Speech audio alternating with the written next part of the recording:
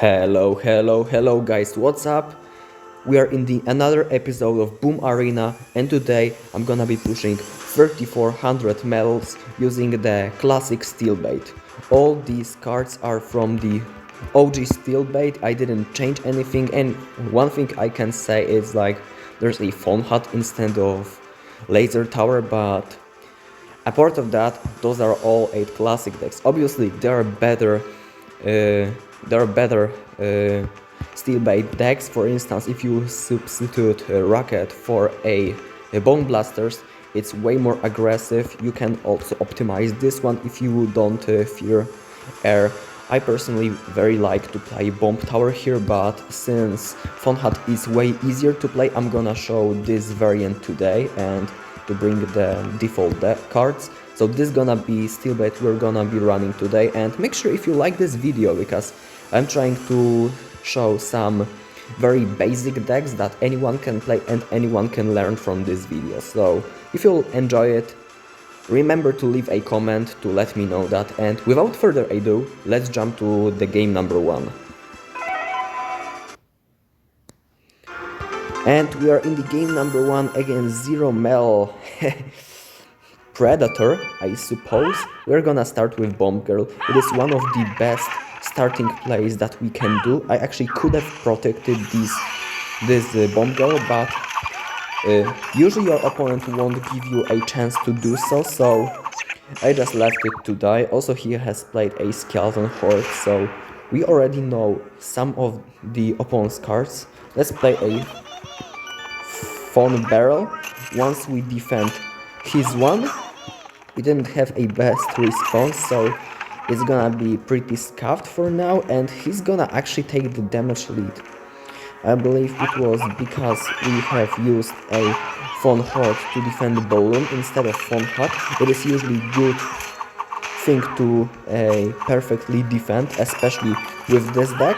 However, as a general rule of thumb, I have this playstyle that if I can get away without placing a building or spell, I'm gonna do it. For instance, right now I'm gonna absolutely defend the Super 8, and for the balloon, I'm gonna save the Phone Horde again. So here you have it. Actually, this Footman Barrel of my opponent wasn't the best, so I was able to protect my Bomb Girl, and she's gonna get a much more value. Also, this Copter again wasn't the most brilliant, so I was able to get some value.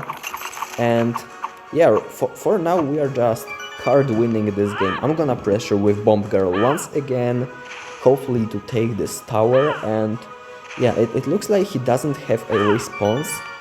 I'm kinda waiting for his balloon, but he isn't playing it, so well, I won't bother too much.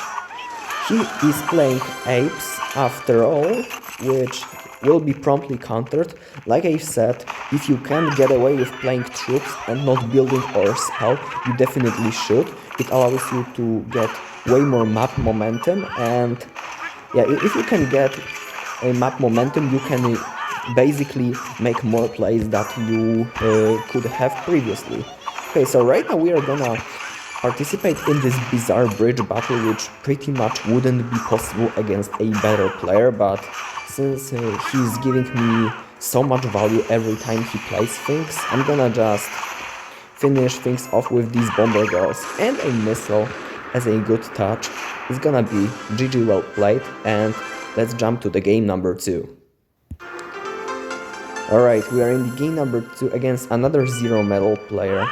I would love to face some better players to prove how this deck can be utilized when you're playing against some good players, because Steel Bait, in fact, at least in my opinion, is one of the best starter decks, because if you think about it, you're just defending with small cards, you don't have a concrete win condition, so basically you have to know each and every of your cards to pull off perfect defenses over and over again. And well, while attacking game style is fun and things, it is the defense that pretty much teaches you more on how to play the game properly. And right now he's gonna go for a cyclone aggressively, probably to get my bomber girl, but it doesn't happen, so I'm gonna just protect her with swordman for a bit.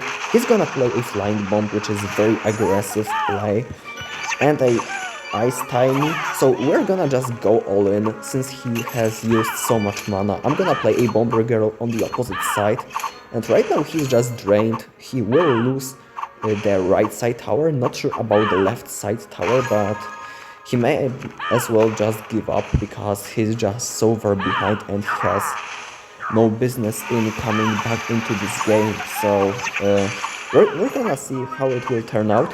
I'm kinda scared of these footmen on Madness because they will kill my swordman, and I'll have to play an extra phone horde. So that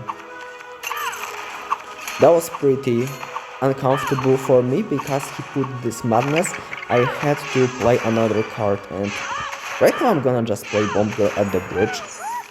See if he's gonna play a Skeleton Horde, but he's not. He's gonna actually use 2 Tinies to counter my card, and he's gonna play a Footman on Madness again, so I'm gonna actually eat this damage since there's nothing better in terms of play dynamics I can do, and right now I'm gonna just, yeah, he's given up, so let's just take this game as fast as possible.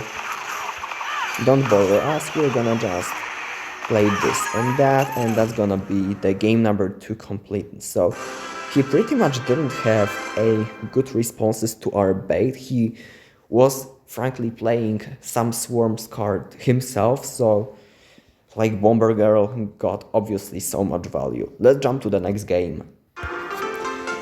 Alright, so we are in the game number 3 against Nugger Slayer, who opens up with Quick Bomb Girl, which is a play for sure, and we get a damage back pretty quickly, I suppose.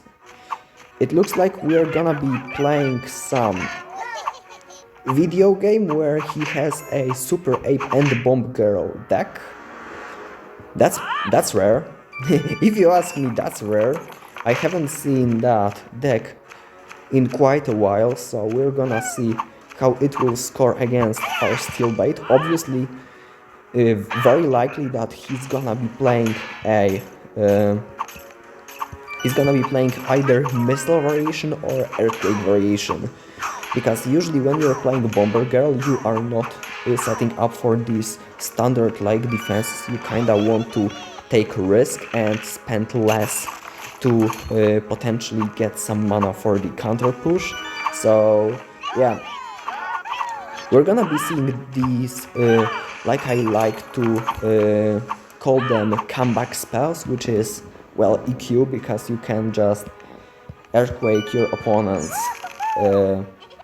building at the very end and win by surprise, and Missile, which is certainly double mana time spell where you just cycle it over and over and potentially win. Okay, so I'm gonna play a Phone Barrel right here to waste up his steel. I'm gonna actually get a 1 extra hit, which is gonna be great. Since he's not having any other bait cards, I'm gonna gladly play a Rolling Steel for that. Actually, I'm gonna also get some bonus, which is always nice. And right now I'm gonna just wait for him to push with the Super Ape, because yeah, that's where the scary stuff starts to happen. I'm gonna try to block a Steel Hammer from touching my Phone Hut, which was pretty successful if you ask me. And right now we are gonna just go in. Since he has to play a... Oh, he can also play Fire Tiny, I completely forgot about that, but in the normal circumstances he has to play Rolling Steel every time for our cards, but right now he actually can play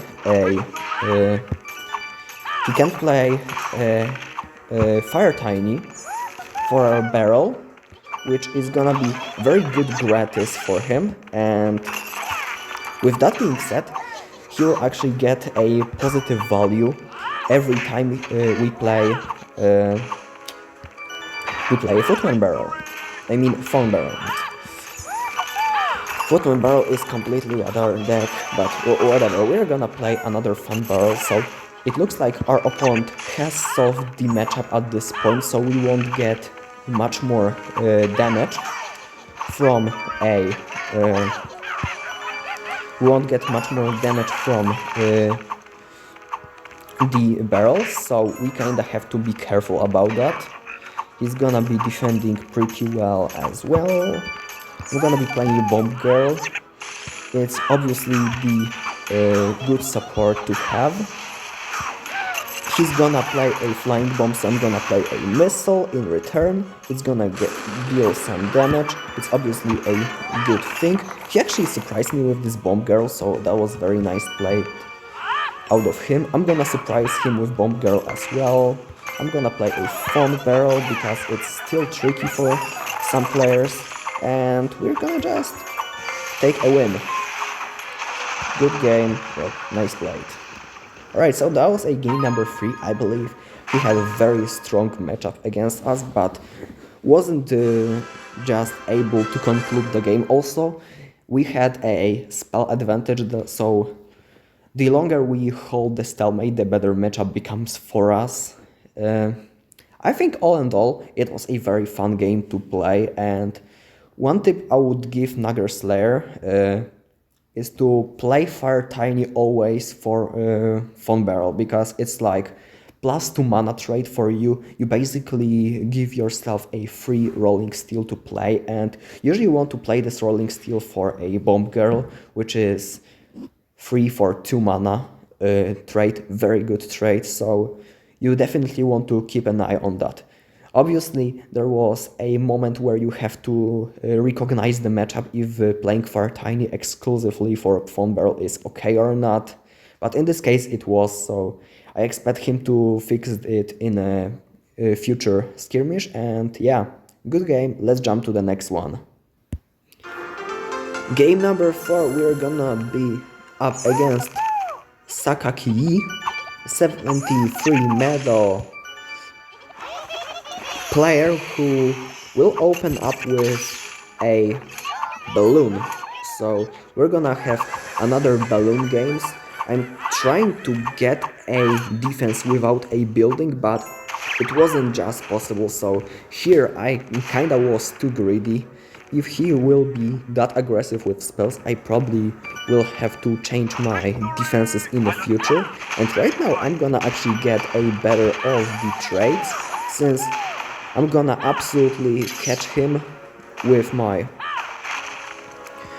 Phone Hat, and yeah, that's probably a counter damage I'm getting for not using my building on defense. It wasn't too good because yeah, you kinda have to defend balloon if necessary, so it was a better trade for him, but certainly we have some momentum on the map since we can drop a Phone Barrel and get damage back, so all in all I would say a good first exchange for both players. Obviously we don't have a lead yet. With decks like Steelbait you actually evaluate the lead by directly a tower damage, because you pretty much can defend anything you want if you are set up properly, and if you can defend anything on almost any mana, you pretty much, even if you're down mana, if you're up damage, you're in a good position, unless you're like 8 mana down and your opponent has like Brute and Mother Devil on the board, then you're dead. But unless you are not dead, the advantage is evaluated by a hit points on both players' towers. So right now, my opponent will try to get a sneaky Dark Knight onto my tower. It won't happen because, yeah, I'm kinda always ready. I'm gonna play a Phone Hat this time for this balloon. It obviously is a good play since he's gonna be aggressive as always with his spells. I'm gonna get a better trade out of these Phone Hordes and play the Bomb Girl at the bridge to get some damage. So that was a very good trade for me. I believe playing Swordman in the back won't hurt anybody.